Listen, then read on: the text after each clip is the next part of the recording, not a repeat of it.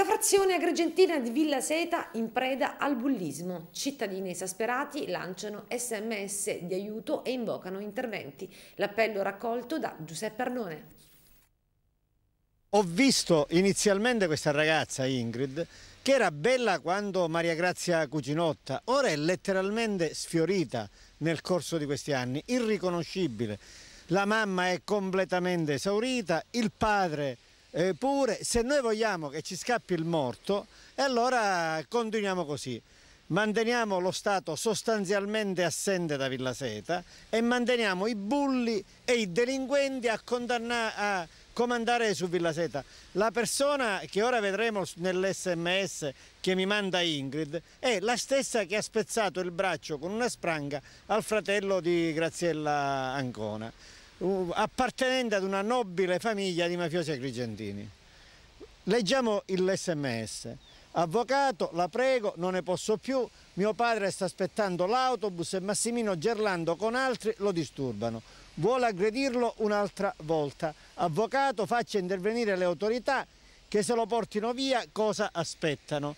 Avevano già pestato, come ricorderete, qualche mese addietro il padre di Ingrid fracassandogli il volto con un colpo di casco. Ma leggiamo l'altro SMS.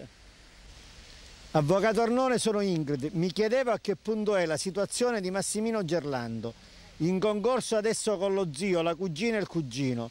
Se non fosse stato per l'intervento di 10 poliziotti, questi erano disposti anche ad ucciderci. Non si fermano se non ricevono la giusta punizione.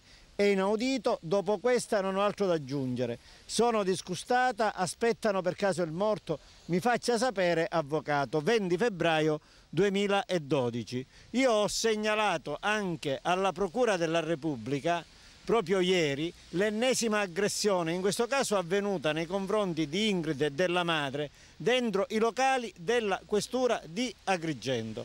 Le aggressioni si ripetono quotidianamente.